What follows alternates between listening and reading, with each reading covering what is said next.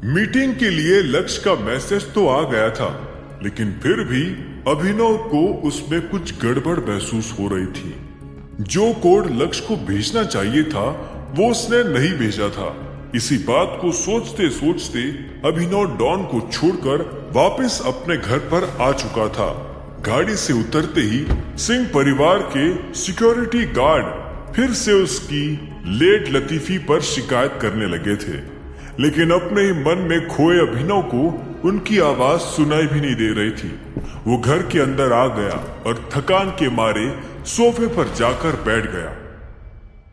आज डिनर तो किया ही नहीं।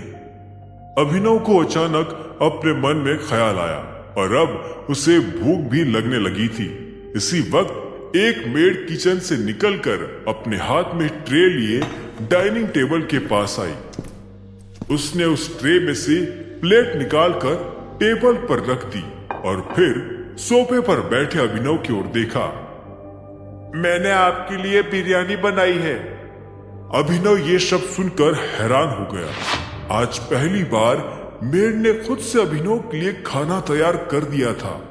अगर सनी आसपास होता तो वो ऐसा करने की हिम्मत भी नहीं करती, क्योंकि सनी ने पहले ही अभिनव को वार्निंग दी थी कि वो इस घर में कुछ नहीं खा सकता था। अभिनव भी उससे ज्यादा बहसबाजी नहीं करना चाहता था, इसीलिए उसने कुछ जवाब भी नहीं दिया था। एक सेकंड, तुमने क्या बनाया है? हैरान होते हुए अभिनव ने फिर से मेड से पूछा।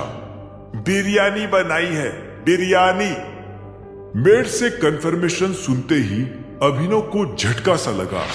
उसे एक पल के लिए ये भी लगा कि कहीं लोगों को पता न चल गया हो कि वही टाइगर है।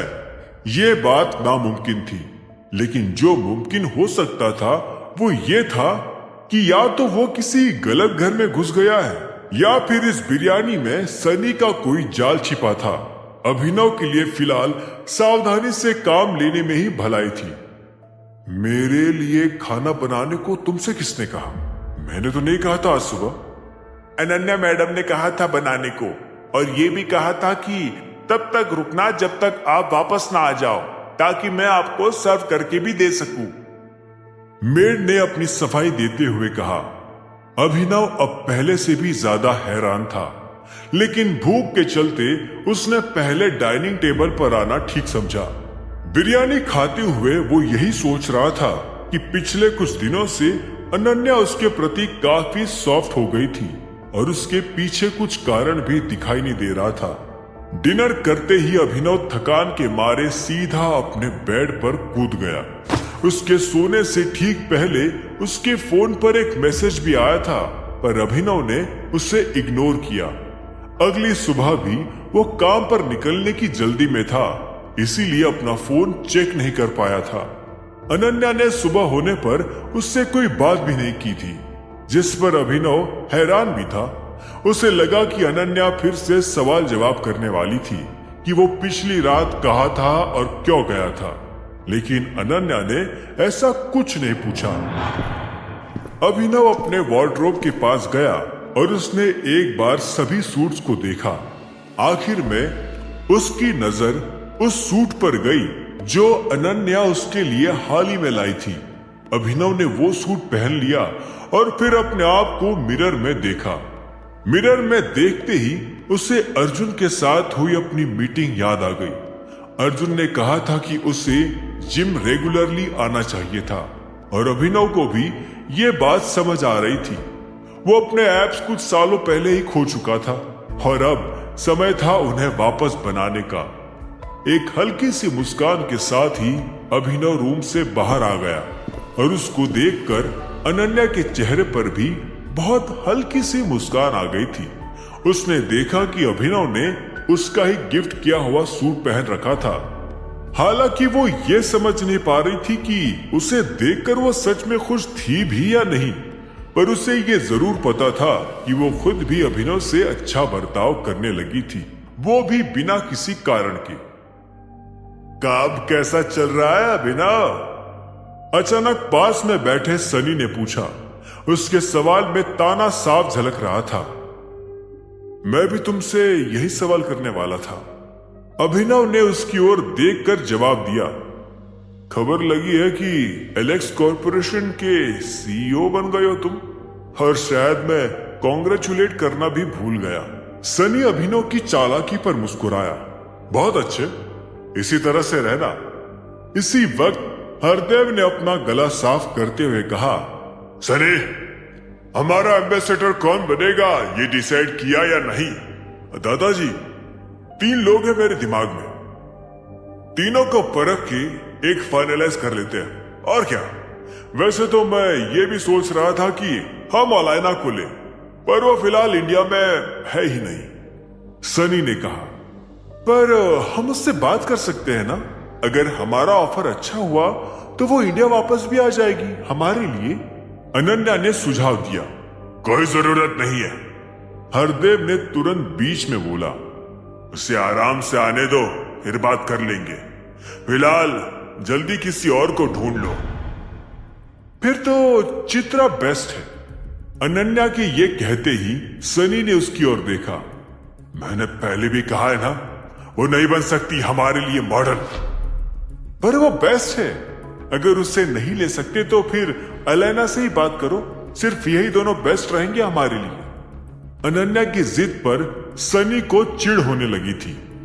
ये बचपना बंद करो, मैंने जो बोल दिया वही होगा। चित्रा नहीं बनने वाली हमारी एम्बेसडर। पर क्यों?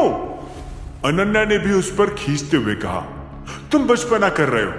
बिजनेस को बिजनेस की जगह रहने दो और पर्सनल फीलिंग्स को उसकी जगह। इतनी सी बात तुम्हें समझ नहीं आती क्या?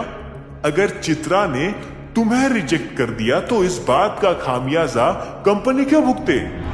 अनन्या की बात से सनी की आंखें गुस्से से भर आई। क्या बोले तुम अभी? हैं? जो भी बोली सच ही बोली हूं, ठीक है? अनन्या ने कहा और टेबल पर सन्नाटा छा गया। हरदेव ने एक पल के लिए सोचा और फिर सनी की ओर देखकर उससे पूछा, तुम्हें चित्रा से प्यार था क्या? नहीं नहीं, ऐसा कुछ नहीं था। सनी ने अपना गला साफ करते हुए कहा। अनन्या बस बकवास करे जा रही है, इसे पता वता कुछ है नहीं। अनन्या धीरे से हंस पड़ी। अच्छा ठीक है, मैं कुछ नहीं जानती और कुछ भी बक रही हूं। तुम ही हो अकेले सच्चाई के पुतले, नहीं? कोने में बैठे अभिनव ने यह देखकर परेशान होते हुए सांस छोड़ी। वो अनन्या और सनी के बीच चल रही बहसबाजी से तंग आ चुका था। उसने फिलहाल अपने नाश्ते पर ध्यान देने की कोशिश की और तभी उसे साइड में पड़ा अपना फोन भी दिखाई दिया। अभिनव को याद आया कि कल रात से उसके फोन में एक मैसेज पड़ा था। उसने तुरंत अपना फोन उठाया और मैसेज को देखा, जिसे पढ़कर उसकी आंखें फटी की फटी रह गई थी। तेज धड़कन के साथ अभिनव ने टेबल पर बाकी लोगों को देखा और अपना गला साफ करते हुए कहा, मुझे निकलना होगा अर्जेंटली, बाय। पानी का गिलास खत्म करके अभिनव तुरंत ही घर के बाहर निकल गया और उसने डॉन को फोन लगाया।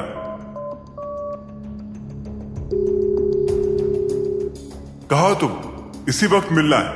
बस घर पर हूँ, मैं आपके पास आऊँ या आप आ रहे हो मुझे लेने? अभिनव ने एक पल सोचकर जवाब दिया, वही रुको, मैं ही आ रहा हूं, अपना एड्रेस भेजो जल्दी। फोन काटते ही अभिनव ने देखा कि डॉन अपना एड्रेस भी भेज चुका था। गाड़ी में बैठते ही अभिनव उस मैसेज के बारे में सोचने लगा। उसे कल ही महसूस हो गया था कि कुछ गड़बड़ है, पर वो गड़बड़ इतनी बुरी हो सकती है, इस बात का उसे अंदाजा नहीं था। कुछ ही मिनटों में अभिनव डॉन के घर पहुंच गया। वहां डॉन ऑलरेडी उसका बाहर खड़े होकर इंतजार कर रहा था। बात क्या है बॉस, सब ठीक? डॉन भी थोड़ा घबराया हुआ था, क्योंकि उसने पहले कभी अभिनव को इतनी जल्दबाजी में और बेचैन होते हुए नहीं देखा था। उसके जवाब में अभिनव ने ना करते हुए सिर हिलाया और अपने फोन पर वो मैसेज दिखाया जो लक्ष्य ने भेजा था। डॉन ने उस मैसेज को पढ़ा, लेकिन जब उसे कुछ समझ नहीं आया तो उसने फिर अभिनव की ओर एक्सप्लेनेशन के लिए देखा। अरे XYZ भेजा है उसने, वही कोड जिससे लक्ष्य बात करता था। तुम भूल गए क्या? XYZ मतलब लक्ष्य पर कोई प्रॉब्लम आ गई है। डॉन की आंखें शॉक में बड़ी हो गई। वो गाड़ी में अंदर आकर बैठ गया और एक पल के लिए फिर से उस मैसेज को देखने लगा। इसी वक्त अभिनव के मन में भी कई तरह के ख्याल आ रहे थे। ये लक्ष्य ने कल भी कुछ मैसेज किया था ना बॉस? डॉन ने अभिनव की ओर देखकर पूछा। हाँ, मीटिंग के लिए आया था वो मैसेज, लोकेशन भी भेजी थी उसने। अभिनव ने सिर हिलाकर जवाब दिया। फिर तो हो सकता है ये कोड फर्जी हो। जहां तक मुझे दिख रहा है ये कोड एक अननोन नंबर से आया है, लक्ष्य से नहीं, डॉन ने कहा। अभिनव ने डॉन की ओर देखा। उसे उसकी बात सही तो लग रही थी, लेकिन उसका मन अभी भी एक असमंजस में था। अगर लक्ष्य नहीं तो फिर किसने भेजा होगा ये कोड? कोई भी हो सकता है बॉस। हो सकता है कि किसी ने ऐसे ही भेज दिया हो, जैसे कंपनी वाले कुछ ना कुछ भेजते रहते हैं। और ऐसा मैसेज इसी टाइम पर, ये कोइंसिडेंस तो नहीं हो सकता। कोई ना कोई जरूर चाहता है कि हम इस मैसेज को इसी टाइम पर देखें। तो फिर अब क्या करना है? डॉन ने सांस छोड़कर पूछा। अभिनव ने एक पल के लिए उसकी ओर देखा और फिर अपनी सीट पीछे करके कहा, मुझे कुछ मिनट चाहिए आराम से सोचने के लिए, उसके बाद डिसाइड करते हैं क्या करना है। डॉन ने उसकी बात पर अपना सिर हिलाया। ठीक है बॉस, आपके लिए कुछ खाने पीने को ले आओ? हाँ, कुछ भी ले आओ, सवाल मत करना बस। डॉन गाड़ी से निकलकर चला गया। सीट पर लेटा हुआ अभिनव अभी भी उस मैसेज को ही घूरे जा रहा था। उसे अभी भी डाउट था कि इतने सारे मिस्ड कॉल्स देखने के बावजूद भी लक्ष्य ने उसे कॉल बैक क्यों नहीं किया था और कोड भी क्यों नहीं भेजा था। और फिर अब अचानक कोड आया भी तो सबसे खतरनाक, और वो भी किसी दूसरे नंबर से। अचानक अभिनव को एहसास हुआ और वो सीधा बैठ गया। उसे लगा कि जरूर लक्ष्य किसी मुसीबत में था, पर उसने जैसे तैसे किसी दूसरे नंबर से कोड भेजकर अभिनव को अलर्ट कर दिया था। उसका ये अलर्ट करना भी कहीं ना कहीं आज की मीटिंग से ही जुड़ा हुआ था, यानी वो मीटिंग किसी तरह का फंदा था। डॉन अपने साथ कोल्ड ड्रिंक की एक बोतल और कुछ चिप्स के पैकेट्स लिए अंदर आ गया। उसके बैठते ही अभिनव ने कहा, हमें तुरंत ही बलराज से कांटेक्ट करना पड़ेगा और मीटिंग वाली जगह पर 10 बजे से पहले निगरानी रखनी पड़ेगी। डॉन ने एक पल के लिए उसकी ओर देखा। कौन सी जगह? उसकी कंफ्यूजन देखकर अभिनव ने गुस्से में सांस छोड़ी और वो मैसेज दिखाते हुए समझाया, ये जो 10 बजे की मीटिंग का मैसेज है ना, ये कहीं ना कहीं अरबाज की कोई चाल है। तुम्हें याद है ना लक्ष्य ने क्या कहा था कि अरबाज मेरे खिलाफ मेरे किसी आदमी का इस्तेमाल करने वाला है।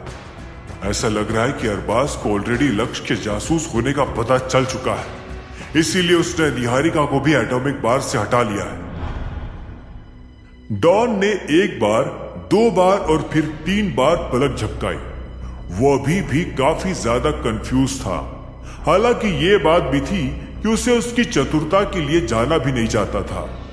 बस आप क्या कह रहे हो? मेरे तो दिमाग में नहीं घुस रहा है। अरे यार डॉन, तेरा इतना भी दिमाग नहीं चलता क्या? मेरी बात सुन। मैंने लक्ष्य को बहुत बार फोन लगाया पर उसने नहीं उठाया, ठीक है? अगर वो फोन उठाने की सिचुएशन में नहीं था तो उसे मुझे कोड में X भेजना था और उसने वो भी नहीं भेजा। फिर कल रात को उसका अचानक मैसेज आया मीटिंग के लिए और फिर आधी रात को कोड भी आया, लेकिन दूसरे नंबर से। इसका मतलब तो यही है ना कि वो किसी प्रॉब्लम में है और उसने दूसरे के फोन से ये मैसेज किया है। डॉन ने एक पल के लिए सोचा और फिर कहा, पर बॉस, ये भी तो हो सकता है कि ये कोड वाला मैसेज असल में कोई जाल हो। मेरा मतलब मीटिंग का मैसेज तो लक्ष्य के नंबर से आया था ना, लेकिन फिर ये कोड वाला मैसेज दूसरे नंबर से आ रहा है। अभिनव ने भी इस बात पर सोचा। उसका दिमाग अब चकराने लगा था और 10 बजने में ज्यादा टाइम भी नहीं बचा था। आखिर कौन सा मैसेज अभिनव और डॉन के लिए जाल है? 10 बजे की मीटिंग में क्या होने वाला है? आखिर लक्ष्य कहाँ और किस हाल में होगा? क्या होंगे इन सभी सवालों के जवाब? जानने के लिए सुनते रहिए आगे।